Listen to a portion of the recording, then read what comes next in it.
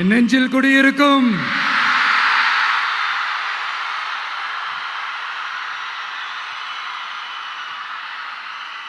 தமிழக மக்கள் உங்கள் அனைவருக்கும் என்னுடைய வணக்கமும் என்னுடைய நன்றிகளும். குறிப்பா திருச்சி கிழக்கு தொகுதி மக்கள் உங்கள் அனைவருக்கும் என்னுடைய ஸ்பெஷல் வணக்கமும் ஸ்பெஷல் நன்றிகளும். இதை நான் ஏன் இப்படி சொல்றேன்னா, என்னை இப்போ பெரம்பூர் தொகுதி எம்எல்ஏன்னு தான் சொல்லுவாங்க. பட் ஆனால் அது எலெக்ஷன் கமிஷனோட அந்த சட்ட விதிகளுக்கு மட்டும்தான் அப்படி. ஆனால் என்னை பொறுத்த வரைக்கும், தமிழ்நாட்டை பொறுத்த வரைக்கும், தமிழ்நாட்டுக்கு எப்படி திருச்சி ஒரு இதயம் மாதிரியோ, அந்த மாதிரி என்னோட இதயத்துக்கு திருச்சி கிழக்கு தொகுதி மக்களும் ரொம்ப ரொம்ப ரொம்ப க்ளோஸ் தான். அதுல எந்த மாற்றமும் கிடையாது. சரிங்களா?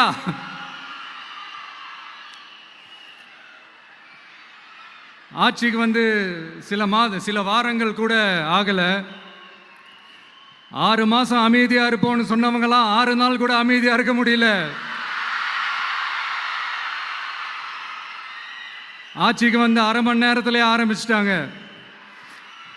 பாவம், ஒரு கல்யாண வீட்டிலலாம் போய் புலம்பிட்டு இருக்காங்க. நான் சொன்னதெல்லாம் நடக்குதா? 1 by 1 எல்லா புலம்பல்ஸும். அது மாதிரி இத்தனை வருஷமா மாத்தி மாத்தி உங்களை ஏமாத்திக்கிட்டு இருந்த இந்த 2 பேரையும் வேண்டாம்னு சொல்லி ஒதுக்கிட்டு உங்களுக்காக உண்மையா உழைக்க வந்த உங்க விஜய, உங்க அண்ணனை, உங்க தம்பிய முதல் அமைச்சரா இல்ல முதல் சேவகனா ஆக்கியிருக்கிறீங்க. தலை வணங்கி ஒட்டுமொத்த தமிழக மக்களுக்கும் இந்த நேரத்தில் என்னுடைய நன்றியை தெரிவிச்சுக்கிறேன். இந்த நேரத்தில் எங்களுக்கு ஆதரவு தெரிவிச்ச அத்தனை இயக்கங்களுக்கும், அத்தனை இயக்கத்தின் தலைவர்களுக்கும் மீண்டும் என்னுடைய நன்றியை தெரிவிச்சுக்கிறேன்.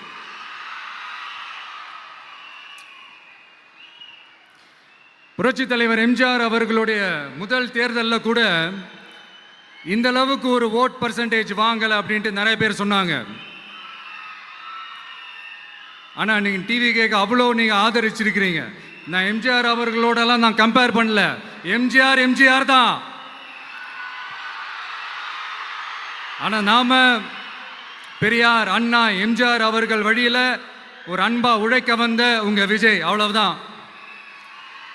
1977 நீங்க போடாத ஓட்டை 2026 நீங்க போட்டிருக்கிறீங்க.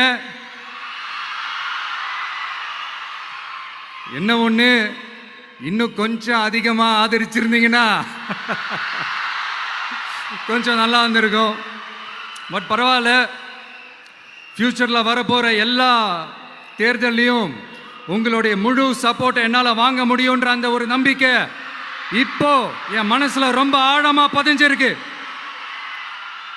ஏன்னா நீங்க அமைச்சு கொடுத்திருக்கிற இந்த ஆட்சியில எல்லா நன்மைகளையும் நீங்க கண்கூடா பார்க்க தான் போறீங்க அப்படின்ற அந்த கான்ஃபிடன்ஸும் இப்போ என் மனசுல ரொம்ப ஆழமா பதிஞ்சிருக்கு. யார் எந்த நிலைமைக்கு எந்த பொசிஷன்ல போனாலும் இந்த கிண்டலும் கேலியுமா பேசுறது இருக்கத்தானே செய்யும். நம்மளை பத்தி, நம்ம அரசியலை பற்றி, நம்ம பேச்சை பற்றி இந்த கிண்டலும் கிள்ளையமா பேசிட்டு தானே இருப்பாங்க. அவங்க எல்லாருக்குமே என் சைட்லேருந்து ஒரே ஒரு ரிக்வெஸ்ட், தயவு செஞ்சு நிப்பாட்டிடாதீங்க. தயவு செஞ்சு கண்டினியூ பண்ணுங்க. நீங்க தான் என்னோட எனர்ஜி ஃபோர்ஸ். நீங்க பேசிக்கிட்டே இருங்க, பேசிக்கிட்டே இருங்க, பேசிக்கிட்டே இருங்க. நான் மக்களுக்கு தேவையான நல்லதை செஞ்சுக்கிட்டே இருக்கேன், செஞ்சுக்கிட்டே இருக்கேன், செஞ்சுக்கிட்டே இருப்பேன். அடுத்து இப்போ நம்ம புதுசாக அந்த சூட்லாம் போட்டு வரோம்ல, அதை பற்றி கூட நிறைய பேர், ஏன் நாமெல்லாம் கோட் சூட்லாம் போடக்கூடாதா? அதிகாரம் செய்கிறவங்களும் ஆதிக்க சக்திகளும் மட்டும்தான் கோட் சூட்லாம் போடணுமா என்ன? அப்பெல்லாம் எதுவுமே கிடையாது. நான் என்ன கலர் கலராக போட்டு வரேன், 2 கலர். நம்ம எல்லாரும் மனசு மாதிரியே பிளாக் அண்ட் ஒயிட். எல்லாத்திலும் பிளாக் அண்ட் ஒயிட்டா இந்த விஜய் இருப்பான் அப்படின்னு காட்டுறதுக்கு தான் அந்த கலர். அடுத்து அந்த பிளாக் கூட யாரை குறிக்கும் எதை குறிக்கும்ன்றது நான் சொல்லி தான் தெரியணும்னு அவசியம் இல்லை, அது உங்களுக்கே நல்லா தெரியும். எல்லாத்துக்கும் இப்படி வழக்கம் சொல்லிக்கிட்டு நசன் பேசுகிற டைப்பும் நம்ம கிடையாது. உங்களுக்கே தெரியும், அதிகபட்சமாக எல்லா மீட்டிங்களும் 20 நிமிஷம்குள்ளே தான் நான் பேசியிருக்கிறேன். அதனால் இப்போ மக்கள் என்கிட்ட என்ன சொல்கிறாங்க அப்படின்னா, இந்தப்பா விஜய், நீ எங்களுக்காக உழைக்கிறதுக்காக வந்திருக்கிற, அந்த வேலையை மட்டும் பாரு, உன்னை பற்றி பேசுகிறவங்கள நாங்கள் பார்த்துக்கிறோம் அப்படின்னு சொல்லிட்டாங்க. சரி, ஆனது ஆச்சு. இப்போ என்ன, உனக்கு எதிரிகளே இல்லையா அப்படின்லாம் கேட்டால் அப்படிலாம் நான் சொல்ல மாட்டேன், அப்படிலாம் நான் நினைக்கவும் மாட்டேன், அப்படி நினைக்கவும் கூடாது. இப்பவும் சொல்கிறேன், அரசியல் ரீதியாக சொல்கிறேன், 2 பேருக்கு நடுவில் தான் போட்டியே. ஒன்று இன்னொன்று, எஸ், ஒன்று டிவிக்கு, இன்னொன்று டிஎம்கே. இதுக்கு நடுவில் வேற யாருக்கும் எந்த வேலையும் கிடையாது. ஏதாவது இருக்குன்னு சொல்றீங்க? எலெக்ஷனுக்கு முன்னாடியும் அவங்களுக்கு ஒரு வேலையும் இல்லை, இப்ப எலெக்ஷனுக்கு அப்புறம் சுத்தம். ஆனா இந்த திமுகவும் மற்றும் பலரும் ஒன்னா சேர்ந்துக்கிட்டு இந்த விஜயோட ஆட்சி வந்துடக்கூடாதுன்னு சொல்லி ஒரு கூத்து ஒன்று பண்ணாங்களே, அந்த கடைசி 5 நாள், அடாடாடாடாடா, நமக்கெல்லாம் ஓஹோ இப்படியெல்லாம் கூட நடக்குமோ என்ன கூத்துங்கிறீங்க. ஆனா ஃபியூச்சர் என்னவா இருக்குன்றதை மட்டும் இப்ப நான் சொல்றேன். உங்களுக்காக உண்மையா உழைக்க வந்த இந்த விஜயா, இல்ல இந்த விஜயோட ஆட்சி அமைஞ்சிடக்கூடாதுன்னு தடுக்க நினைச்ச ஸ்டாலின் சாரா, அவ்வளவுதான். இதுக்கு நடுவில் வேற யாரும் எந்த அல்லு சில்லும் உள்ள வந்து நம்மளை தடுக்கிறதோ எதிர்க்கிறதோ ஏதாவது பண்ணாங்கன்னா நிர்வாகம் அதுக்கு பொறுப்பில்லை ராஜா, நிர்வாகம் அதுக்கு பொறுப்பில்லை. ரிசல்ட் என்னவா வரும்ன்றது அது உங்களுக்கே நல்லா தெரியும். நம்மளை ஏளனமா பேசுறதா நினைச்சு அவங்களுக்கு ஆப்பு வச்சுக்கிறாங்க. திமுக நம்மளை தடுக்க, திமுக நம்மளை எதிர்க்க, திமுக நம்மளை அவமானப்படுத்த அத்தனையும் நமக்கு நன்மையே.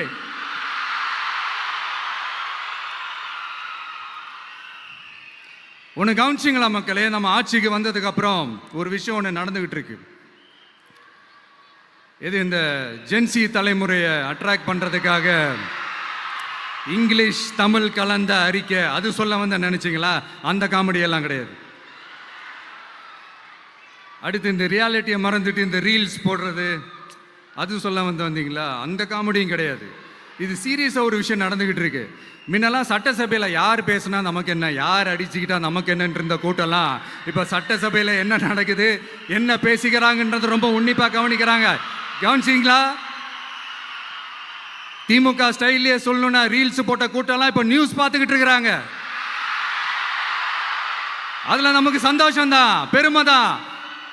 நம்மளுடைய யங்ஸ்டர்ஸ், நம்ம பெண்கள் எல்லாம் அந்த அரசியல் என்னன்னு தெரிஞ்சுக்கணும், அந்த அரசியல் என்னன்னு புரிஞ்சுக்கணும்னு அப்படி ஒரு விழிப்புணர்வு ஏற்பட்டிருக்கு. அதில் எங்களுக்கு சந்தோஷம்தான். இதெல்லாம் யாரால நடந்திருக்கின்றது நான் சொல்லி தான் உங்களுக்கு தெரியணும்னு அவசியம் இல்லை, அது உங்களுக்கே நல்லா தெரியும். இப்படிப்பட்ட நம்ம தெய்வங்களை, இப்படிப்பட்ட நம்ம மக்களை தற்குறின்றது இன்னமும் சொல்லிக்கிட்டு இருக்கிறாங்க. நான் காஞ்சிபுரத்தில் சொன்னதை தான் இங்க நான் திரும்பவும் ரிப்பீட் பண்றேன். நீங்க தற்குறின்னு சொன்னீங்களே, அவங்க தான் உங்களோட அரசியல் வாழ்க்கையே ஒரு கேள்விக்குறி ஆக்கி இருக்கிறாங்க. கேள்விக்குறி ஆக்கிட்டாங்க, இன்னமும் ஆக்க போறாங்க. அன்னைக்கு நான் சொன்னப்போ சிரிச்சவங்களாம் இன்னைக்கு என்ன பண்ண போறாங்களோ. உண்மையை சொன்னாதான் அந்த கூட்டத்துக்கு கசக்குமே. உண்மையிலே நீங்க மக்கள் மனசை புரிஞ்சு வச்சிருந்தீங்கன்னா நீங்க இப்படி மக்களை தப்பாவே பேசியிருக்க மாட்டீங்க. அது என்ன, அப்புறம் அரசியல் புரிதல் இல்லாம மக்கள் நமக்கு ஓட்டு போட்டுட்டாங்களாம். இந்த கவர்ச்சியில மயங்கி மக்கள் நமக்கு ஓட்டு போட்டுட்டாங்களா? நான் என்ன, சரி விடுங்க.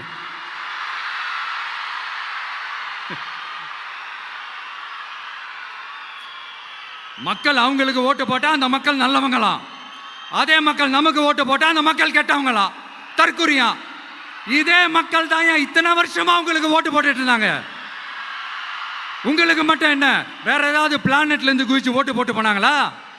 தற்குறியாமா, தற்குறி நல்லா வருது, வேணான்னு பாக்குறேன். எங்க அண்ணன் விஜயகாந்த் அண்ணன் சொல்ற மாதிரி, அண்ணா அவர்கள் ஆரம்பிச்ச கட்சியை ஒரு அடிமை கூடாரம் ஆக்குனது யாருங்க சார்? இப்படியெல்லாம் ஆக்கிட்டு உண்மையை சொல்லு உடன்பிறப்பேவா.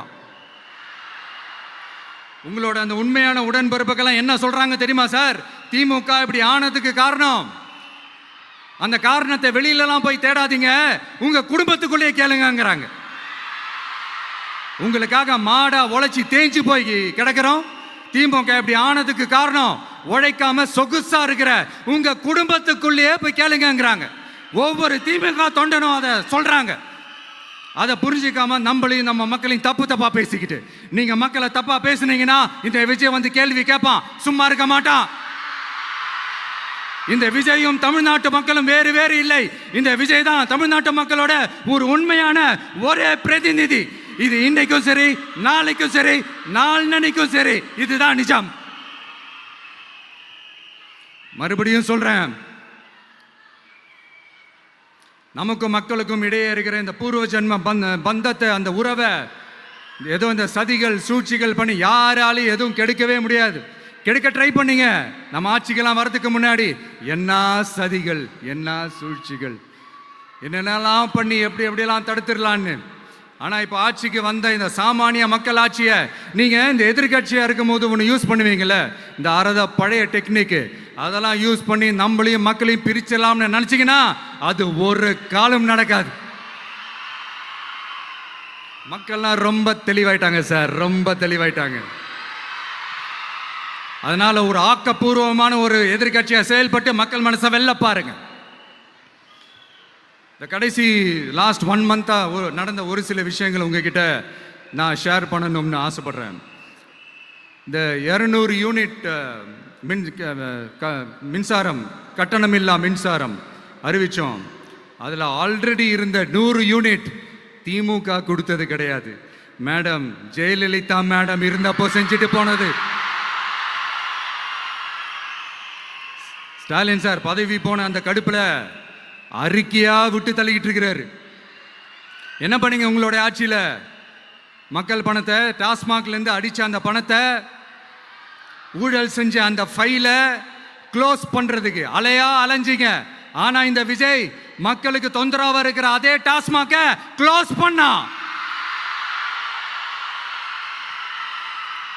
விவசாயிகளோட அந்த கடனை தள்ளுபடி மேக்சிமம் இந்த 1 மந்த்ல என்ன செய்ய முடியுமோ அதை செஞ்சான்.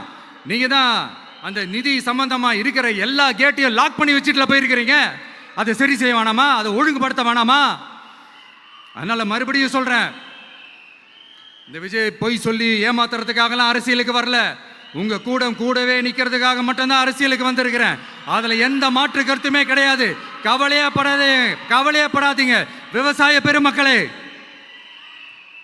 அடுத்து இந்த சட்டம் ஒழுங்கு, அது சரியில்லை இது சரியில்லைன்னு சொல்லி திமுகவும் மற்றும் பலரும் மாறி மாறி கூவுறீங்க. நான் ஒன்று கேட்குறேன், இந்த மாடல் அரசுன்னு சொல்றீங்களே, அதில் என்ன செஞ்சு வச்சுட்டு போயிருக்கீங்க? ஒரு ஊர் விடாம, ஒரு தெரு விடாம போதைப் பொருள் கலாச்சாரம் அப்படியே ஸ்ப்ரெட் ஆகி கொட்டி கிடக்குது.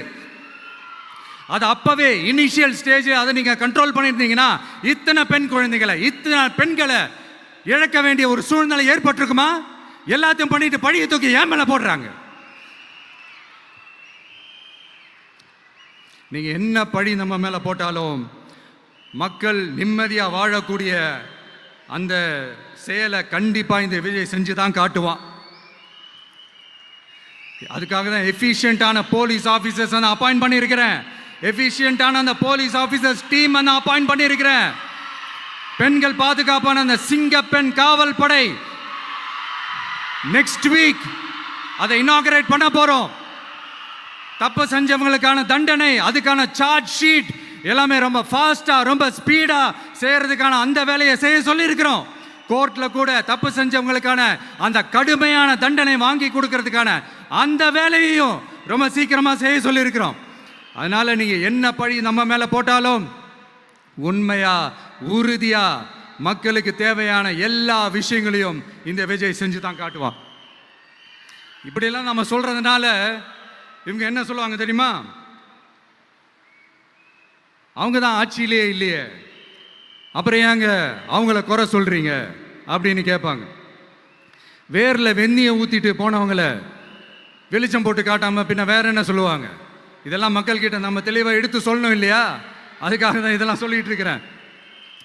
நம்ம மக்களுக்காக இவ்வளோ வேலை பார்க்குறோம், ஆனால் இவங்க அதையெல்லாம் விட்டுட்டு குதிரை பேரம் பண்ணுறாரு, அது பண்ணுறாரு, இது பண்ணுறாருன்னு சொல்லிட்டு தப்பாக கதையெல்லாம் அடித்து விட்டுக்கிட்டு இந்த தீய சக்தியும் தீந்து போன சக்தியும் அதாங்க திமுகவும் மற்றும் பலரும் ஒன்னா சேர்ந்துக்கிட்டு திருட்டுத்தனமா யாருக்கும் தெரியாம ஒரு ஓரமா மூலையில உட்கார்ந்துட்டு பேரம் பேசி கூட்டு சேர்ந்து ஆட்சி அமைச்சு கொள்ளையடிக்க திட்டம் போட்டாங்க. அது ஏன் தெரியுமா? உங்களோட இந்த டிவிக்கு ஆட்சி அமைஞ்சா அவங்க பொழப்பே போயிடும். அந்த கொள்ளையடிக்கிறது, லஞ்சம், ஊழல் எல்லாமே கத்தம். அதான் இந்த காரணம். அடுத்து ஸ்டாலின் சார், திமுக வந்து இப்போ தீய சக்தி மட்டும் இல்ல, மக்களை விட்டு ரொம்ப தூரமா போன தூர சக்தி, ஓர சக்தி, கோர சக்தி, பார சக்தி.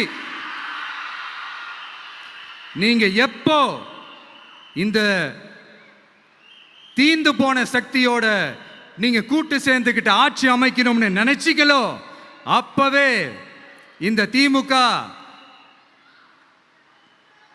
தூர்த்து போன சக்தியாகவும் ஆயிடுச்சு. நீங்களாம் நம்மளை பத்தி அவதூறு பேசலாமா சார்? இது நியாயமா? மக்களை இவ்வளவு பெரிய மக்கள் சக்தி நம்மளோடு இருக்கும் போது நமக்கு எதுக்கு வேற அரசியல்?